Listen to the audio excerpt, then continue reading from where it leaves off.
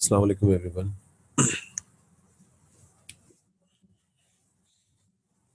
आवाज़ आ रही है आप लोगों को मेरी?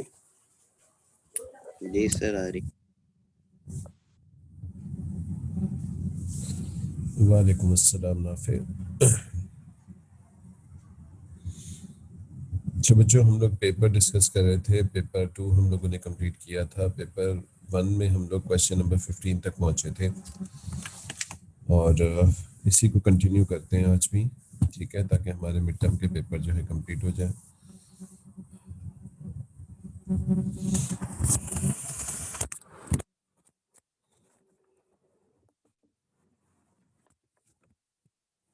हम्म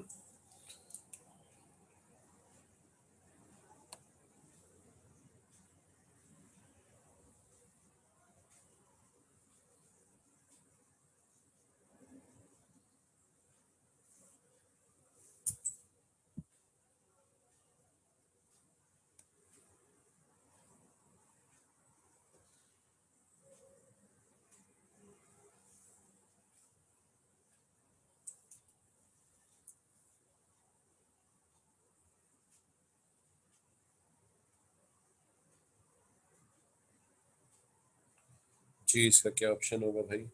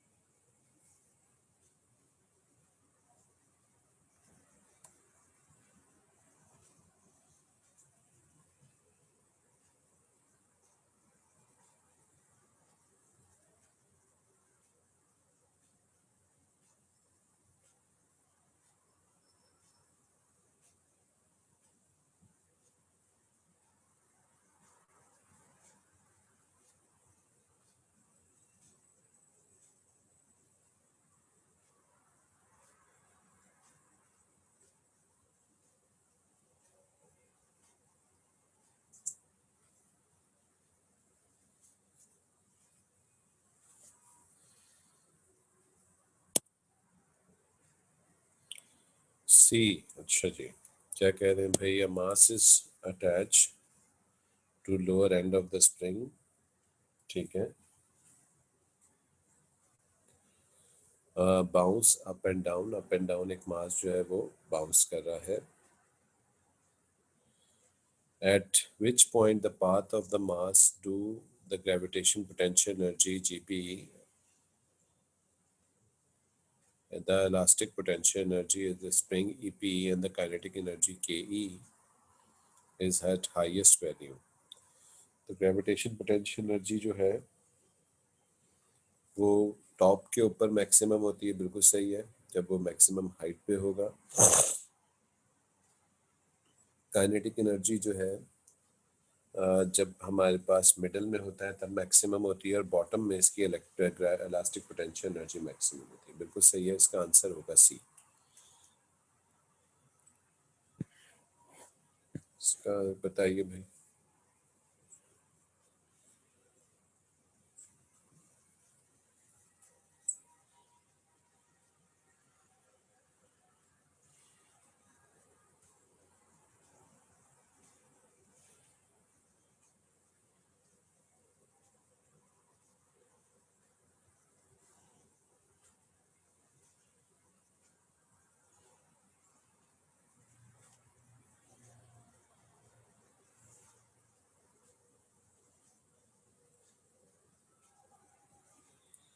हाँ भाई, इसका क्या आंसर होगा?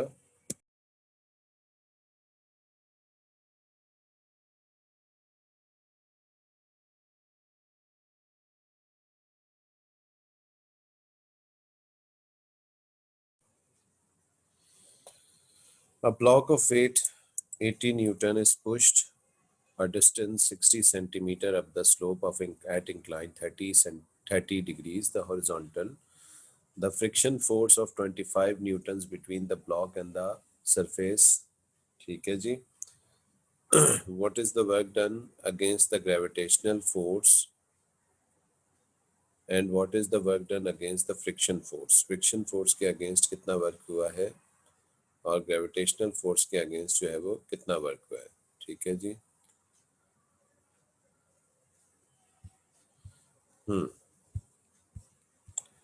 अच्छा जी, ग्रेविटेशन पोटेंशियल कितना वर्क हुआ है? तो ग्रेविटेशन पोटेंशियल के लिए बच्चों आप लोग पहले तो ये हाइट निकाल लोगे, ये हाइट हमें चाहिए, इस हाइट के थ्रू हम mgh लगा के इसकी ग्रेविटेशन पोटेंशियल एनर्जी का वर्क निकाल सकते हैं। That's very simple. अगर हम देखें तो ये एक ट्राइंगल है, इसमें हमारे पास ये 30 डिग्री का एंगल है, हमें ये हाइट चाहिए, ये साइड हमें 60 है क्योंकि यहाँ से यहाँ मूव हुआ है, ठीक है। तो ये हाइट किसके बराबर होगी? That will be h is equals to,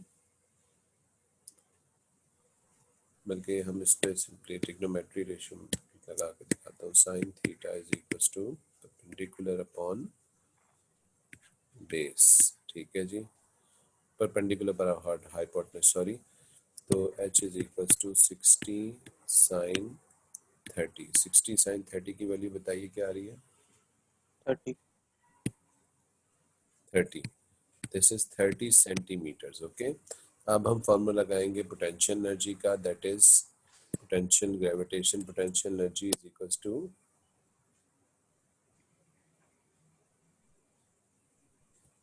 जी मिल जाएंगे आपको मार्क्स, बिल्कुल बेटा मिल जाएंगे।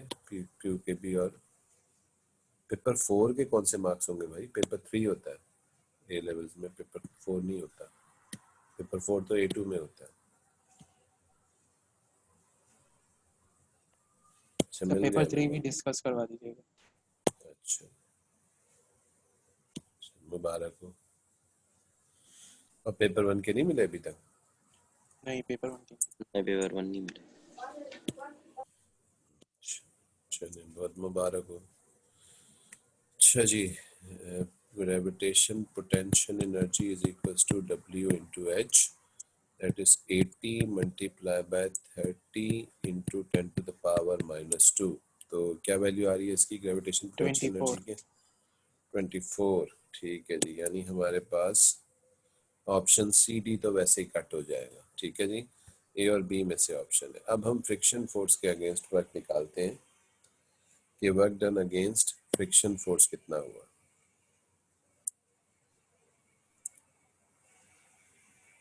अच्छा चले, मुबारक को, मौज ए ग्रेड आ रहा है आपका। फ्रिक्शन फोर्स जो है वो कितनी है? 25, और डिस्टेंस कितना हुआ है? 60 का कवर हुआ है, क्योंकि फ्रिक्शन एक नॉन कंजर्वेटिव फोर्स है तो वो पाथ के ऊपर डिपेंड करती है। 25 into 60 into 10 to the power -2, क्या आंसर आ रहा है इसका? 3 आ रहे। 15। तो करेक्ट ऑप्शन इसका क्या होगा? फिर बी होगा, ठीक है। अच्छा जी, a ball is dropped from rest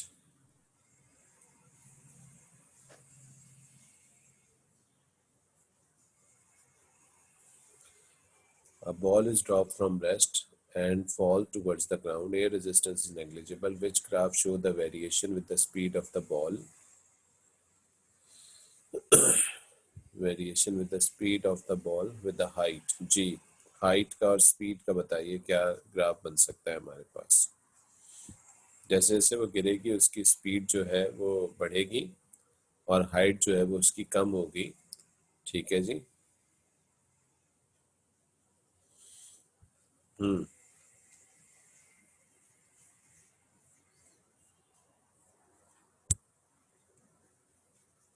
क्या ग्राफ होगा भाई इसका?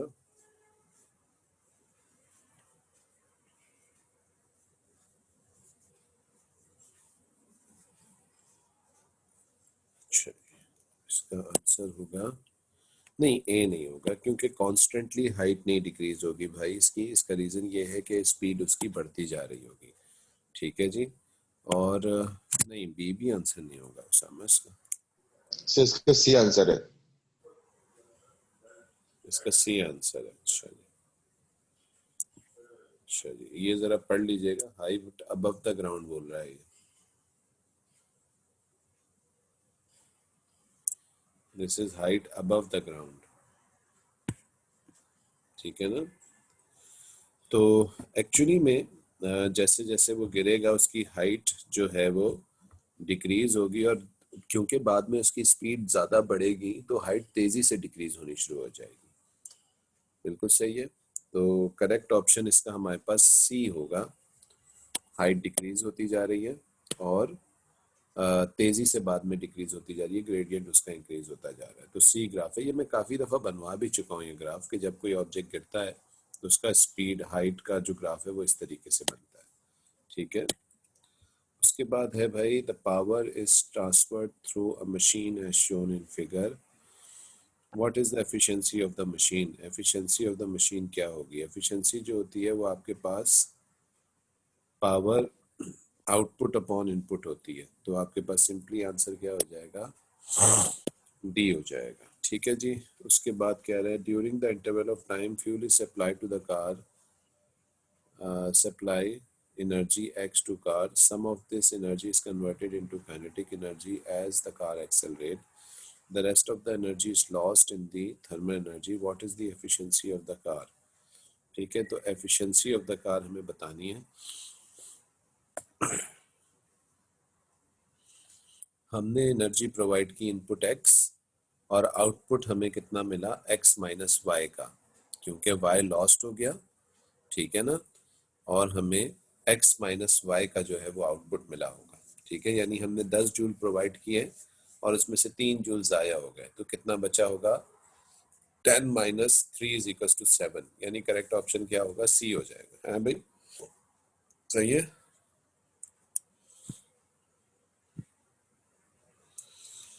A man is running in a straight line. What is the approximate kinetic energy of the man? Man की approximate kinetic energy कितनी होगी जी?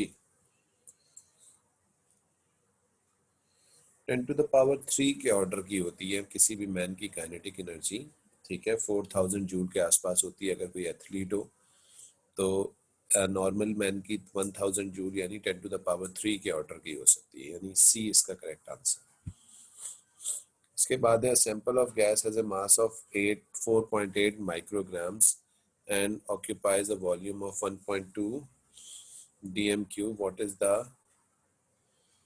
is the density of the sample gas। जी sample gas की density बताइएगा। Convert कीजिएगा भाई DM cube को भी। डेसी का जो सिबो होता है, प्रीफिक्स होता है, वो 10 टू द पावर -1 होता है, लेकिन उसके ऊपर क्यूब लगेगा तो वो 10 टू द पावर -3 हो जाएगा। और 4.8 माइक्रोग्राम्स है। 4.8 into 10 to the power -6 divided by 1.2, ये इंटू 10 टू द पावर -1 और उस पर क्यूब लगेगा क्योंकि डेसीमीटर क्यूब है। क्या आंसर आ रहा है भाई इसका?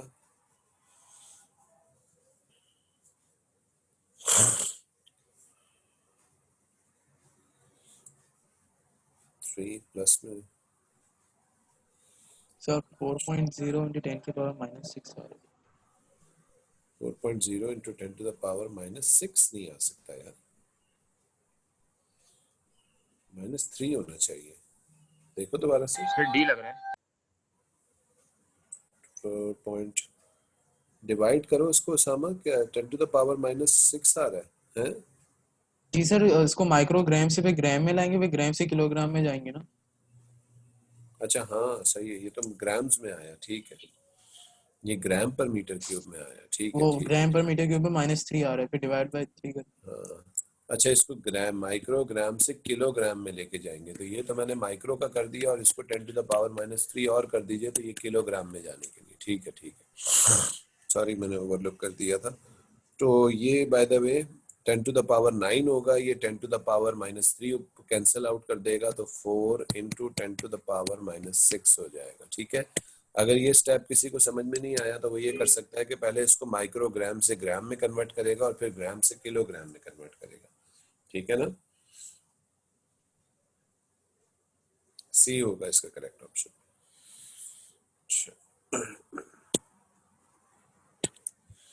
उसके बाद, which characteristic are possible by a vector but do not by scalar quantity. जी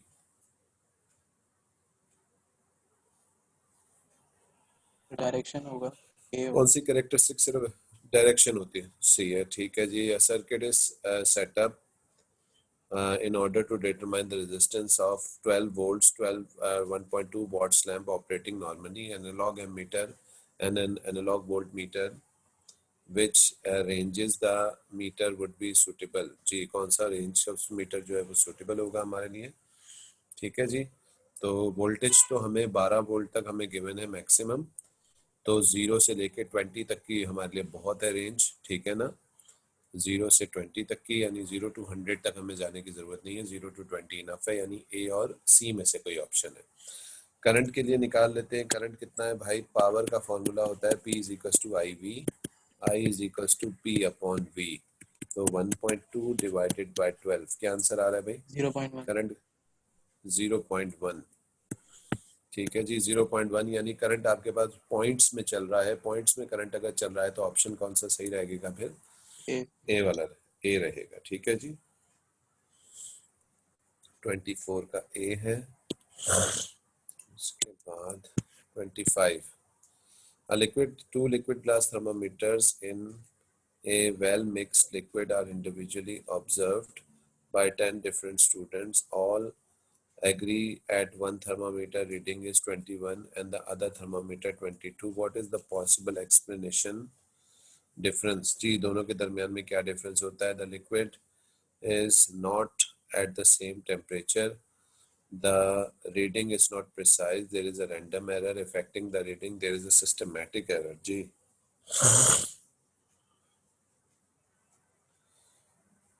हाँ भाई, 10 स्टूडेंट्स ने देख लिया, अगर 10 स्टूडेंट्स ने देख लिया तो इसका मतलब रैंडम एरर होने के चांसेस तो है नहीं। रीडिंग भी आपके पास सेम प्रिसिशन में है दोनों। ठीक है, सेम, और स्टार्ट दोनों का टेम्परेचर सेम ही था। ठीक है जी, मिक्स किया गया है तो there must be a systematic error. हो सकता है आपके पास जो है, जो आपका जो थर्मामीटर जो होगा एक, उसके अंदर कोई ना कोई जीरो एरर मौजूद हो, तो सिस्टमैटिक एरर की पॉसिबिलिटी हो सकती है। डी आंसर है इसका। ठीक है, उसके बाद है the graph show how the velocity of the ball varies with time from the moment it hits the vertically upward from the ground, which what is the displacement of the ball from the ground after a time of 3 seconds. C ball की क्या displacement होगी after 3 seconds?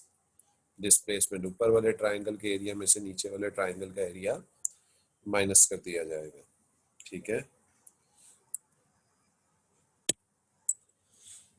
तो ऊपर वाले triangle का area होगा 1/2 2 into 20, तो वो 20 हो जाएगा, और नीचे वाले का है 1/2 1 इंटू 10, ये -5 हो जाएगा। -5 ओके, क्या आंसर आएगा? 20 - 5 is 15, A is the correct answer, 26। ठीक है जी, सो गए सारे?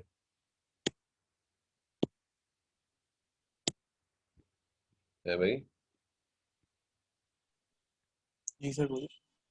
Two students each throw a ball horizontally from the top of the tower. The two balls are released at the same time. The first student throw her ball with the speed of 20 and the second student throw the ball with the speed of 10. Assuming air resistance is negligible, the ball lands a horizontal ground. ठीक है, which law describe the horizontal distance travel and the landing time of the two balls on the ground? जी, तो कौन सा जो है वो describe कर रहा है? ठीक है जी, सेम टाइम के ऊपर दोनों ने रिलीज की है। ठीक है, स्टूडेंट 2 ने जो है जो फर्स्ट स्टूडेंट जो है उसने जो है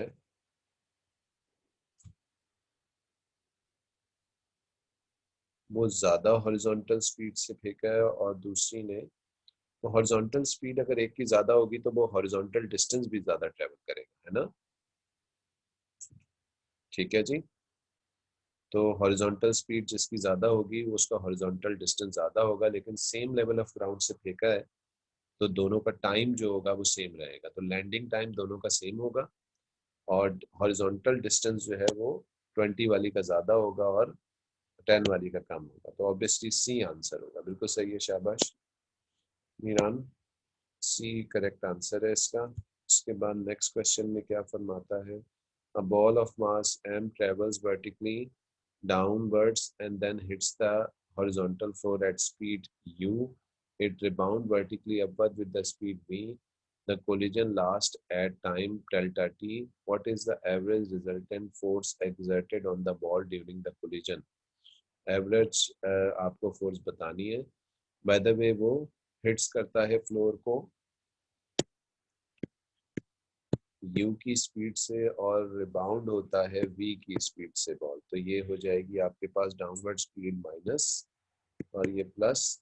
तो आपके पास हो जाएगा m v minus minus m u upon t. तो ये हो जाएगा m v plus m u upon t. ठीक है जी, m v plus m u upon t. क्या आंसर आएगा भैया आपका?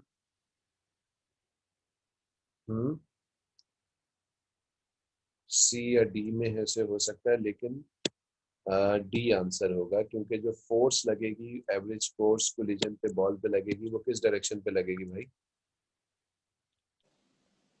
अपवर्ड्स लगेगी ना. बॉल जमीन पे फोर्स लगाएगी डाउनवर्ड्स, तो एक्शन जवाब में जमीन बॉल पे अपोजिट डायरेक्शन में फोर्स लगाएगा अपवर्ड, जिसको हम कहेंगे रिएक्शनल फोर्स. ठीक है जी, ये हो गया हमारे पास.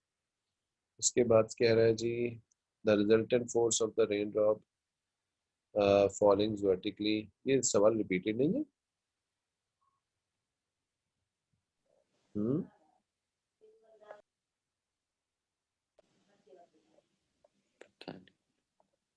The resultant force on the raindrop of mass m falling vertically, ठीक है जी,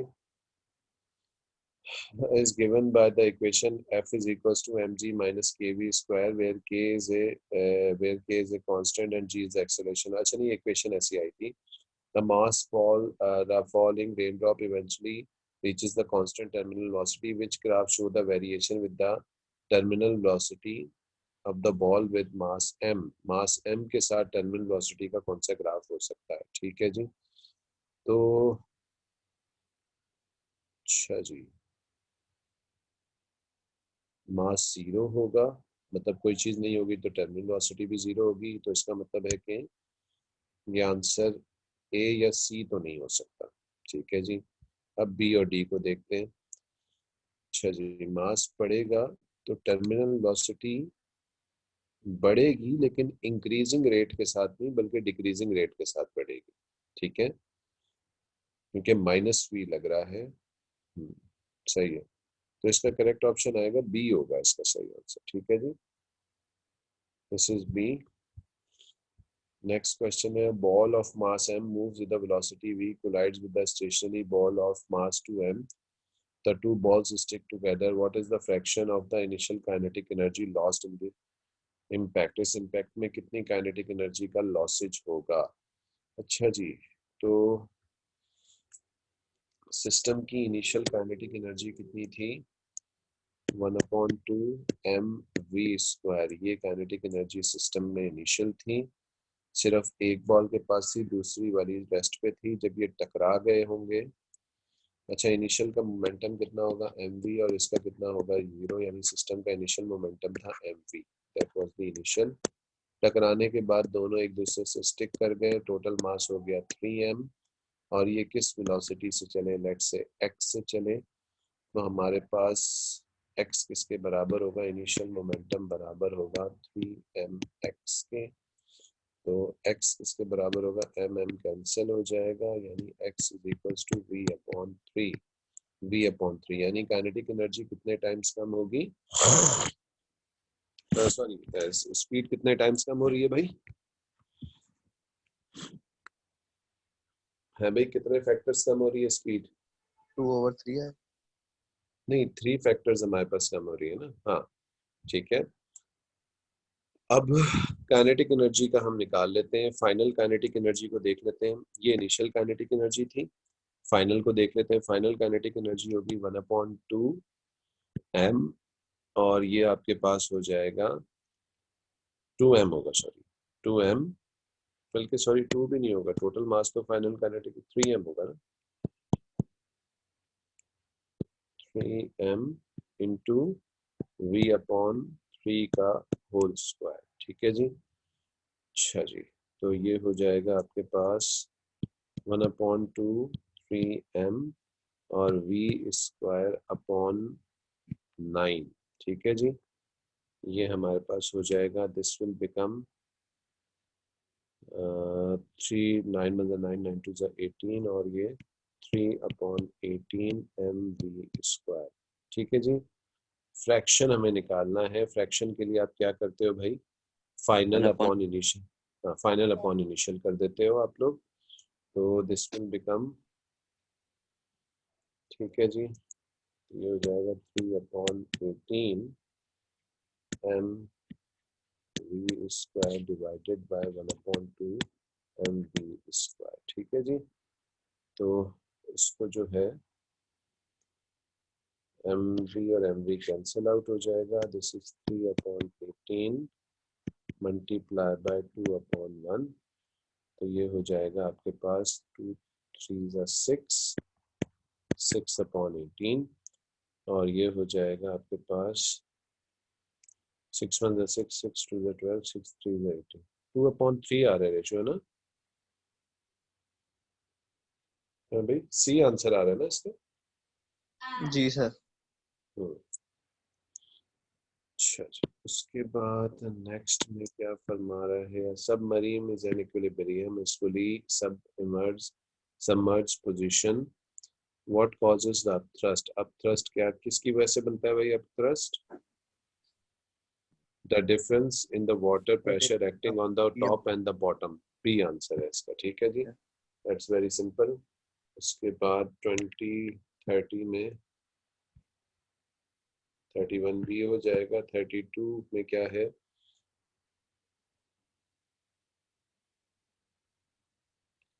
two forces of magnitude F acting on the edge of the rectangular metal plate as shown. The plate has a length of A and B. What is the torque? Torque में हम दो में से कोई एक force लेके और उनके दरमियान में परपेंडिकुलर डिस्टेंस लेते हैं। सिंपल आंसर होगा F into B, that's it. ठीक है जी, क्लियर है ना ये? 32 का हो जाएगा बी। उसके बाद नेक्स्ट में क्या फरमा रहा है, uniform non uniform rod of has a mass of 100 grams, length of 550 senti